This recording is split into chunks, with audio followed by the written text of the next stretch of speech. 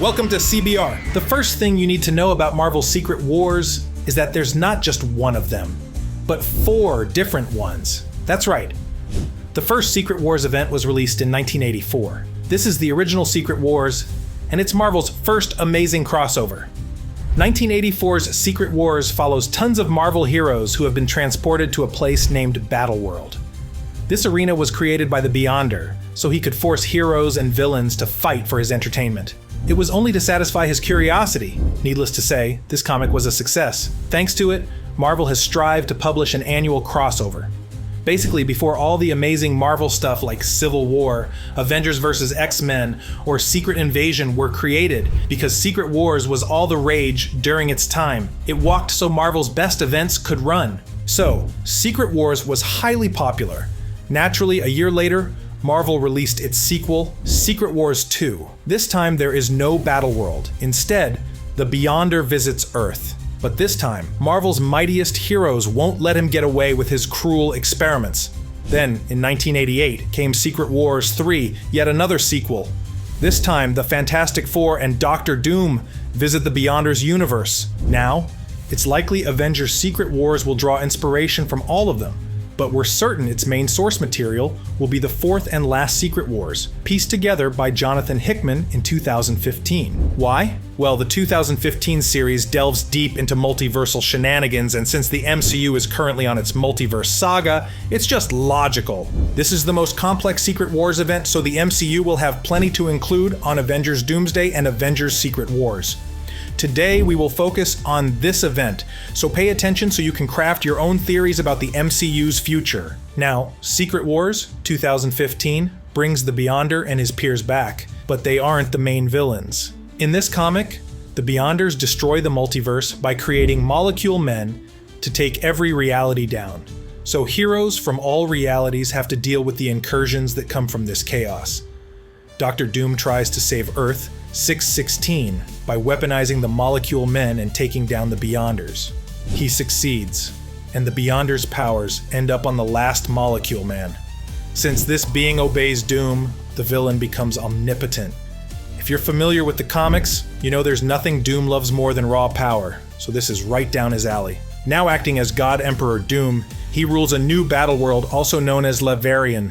This is a patchwork map made of small pieces of alternate realities that he managed to save following the multiverse's destruction. All sorts of wacky things happen here. Stay with us to learn more. We have talked plenty about the Beyonders, but who are they? Who is the original Beyonder? These are great questions. The Beyonders are an omnipotent race that exists outside the multiverse itself. They live in an abstract space far from the multiversal map, known as the Beyond. The Beyond is nothing but what's left of the second cosmos, aka the first multiverse to exist, aka whatever was created after the aftermath of the Celestial War. We know this is a lot to learn, but we promise it makes sense. Originally, there was only one universe, the first cosmos. It created the Celestials, who eventually went to war with each other. This destroyed the universe into pieces. Now, there was a multiverse. Someone had to take care of it, right? To keep things under control, the remaining Celestials created the Omegas to manage the multiverse. Eventually, the second cosmos died too, and the third cosmos was born. Then, the Celestials decided to watch reality up close and entered this new multiverse, leaving the Omegas in the Beyond. This is how they became the Beyonders. The Beyonder was, of course, a member of this powerful race. However, he was just a kid. Since he had been living in a small universe created for him only, he never knew of other Beyonders, so when a hole was poked in his universe by mistake, he was curious about what he could see Earth. His childlike ideas combined with his nigh omnipotence to make him an absolute threat to the multiverse. He started the Secret Wars and even gave himself a human body so he could experience everything in the Marvel Universe like others did. You could argue the Beyonder wasn't evil when he created Battleworld, since he was just a kid with no grasp of consequences, but he was actually quite malicious. And even now that he's older, he's still more on the villainous side of the spectrum. He enjoys his power and experimenting with those whom he considers smaller than him.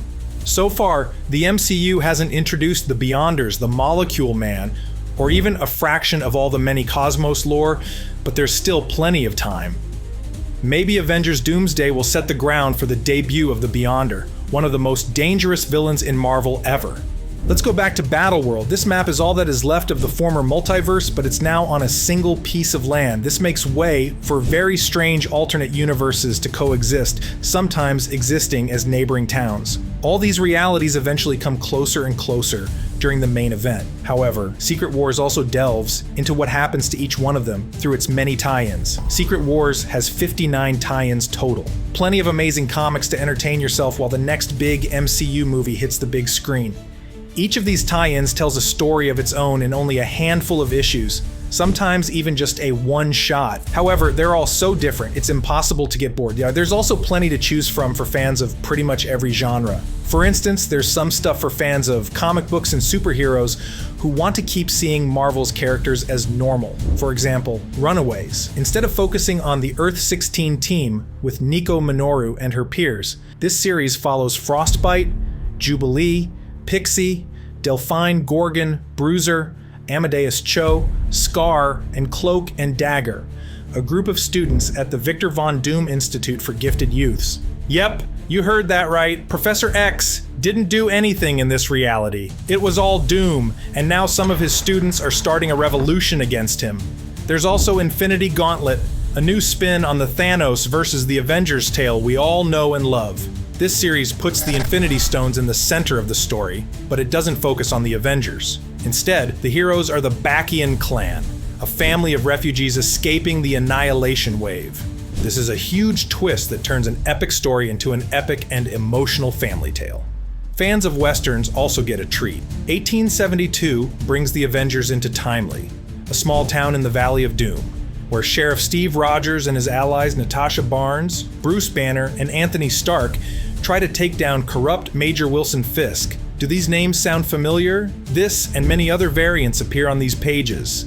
For anyone who loves the wuxia genre, Master of Kung Fu revamps Shang-Chi's 1974 comic with a way darker twist that will make them fall in love with the character even more.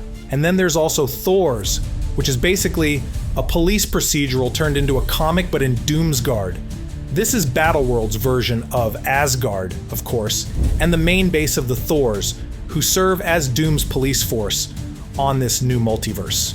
Picture NCIS or CSI, but it's a couple of Thor variants working together to figure out the identity of a dangerous serial killer. For example, Age of Ultron vs. Marvel Zombies mixes two of Marvel's greatest hits, pitting perfection, Ultron's land in the Deadlands, a territory full of roaming brain-eating monsters. These two lands are full of dangerous creatures, so only the truly brave will be able to cross them. Mrs. Deadpool and the Howling Commandos references Nick Fury's team, but it has a Halloween-esque twist that you will love. And Armor Wars may quench your thirst for a War Machine movie with amazing battles in Technopolis, a domain where mechas are all the rage. House of M is the perfect story for anyone in the mood for a royal drama with tons of intrigue. The human resistance of Genosha is getting stronger by the minute, including heroes like Hawkeye, Misty Knight, and Deathlocket, while King Magnus's own family tries to take him down. Magneto's mutant kingdom is in danger.